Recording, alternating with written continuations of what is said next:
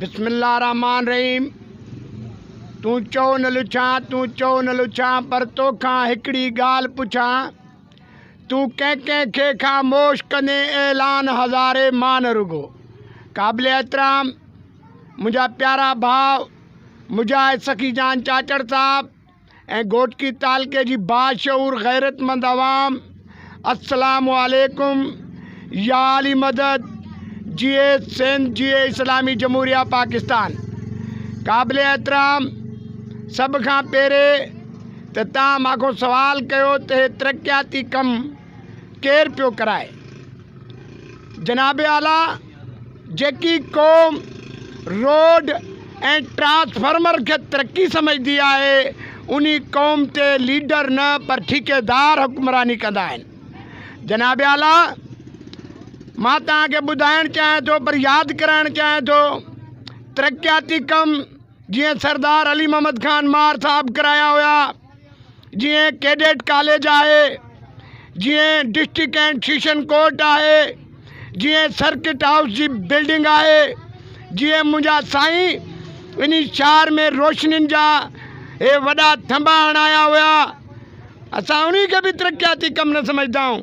पर जेकी cadet college आहे, डिस्ट्रिक्ट जेल आहे, डिस्ट्रिक्ट एंड सेशन कोर्ट जी इमारत आहे, सर्किट हाउस आहे, लतीफ़ यूनिवर्सिटी जी यूनिट आहे ऐं टेक्निकल कॉलेज आहे ऐं जीअं सरकारी पार्क आहे ऐं रेमुवारी वारो पार्क आहे, अनवराबाद जो पार्क आहे।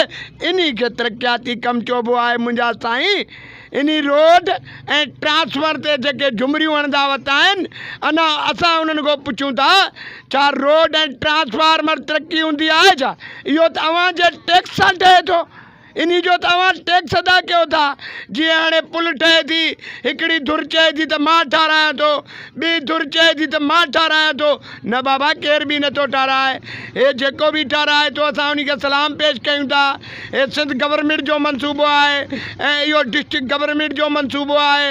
इहे जेके बि ठाराइनि था असां उन्हनि खे सलाम पेश कयूं था, पर इन महिल ताईं ठाराइनि त नथा।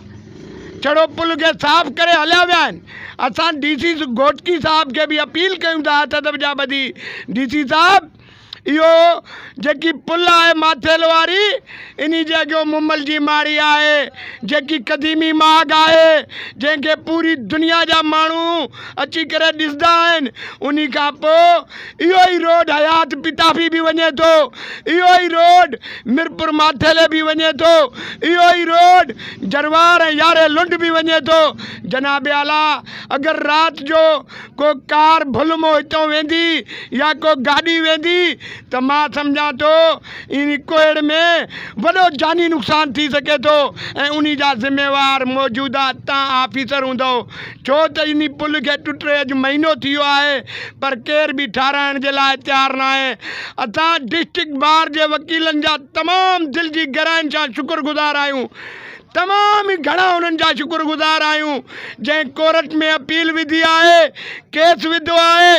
उन्हनि दोस्तनि जा, उन्हनि वकीलनि खे असां सलाम पेश कयूं था त जेके इन पुल में पंहिंजो किरदारु अदा करनि था। असां उन्हनि खे सलाम कयूं था। जेके कमु कराइनि था उन्हनि जो त नालो ई न आहे। जंहिं कोर्ट में पेटिशन दाख़िल कराई आहे उन्हनि जो त नालो ई न आहे। बाक़ी साईं माण्हू झुमरियूं हणनि था, मां ठारायां थो, मां ठारायां थो। असां आवाम खे ॿुधाइणु चाहियूं था डिस्ट्रिक्ट बार जो इन में किरदारु आहे। District bar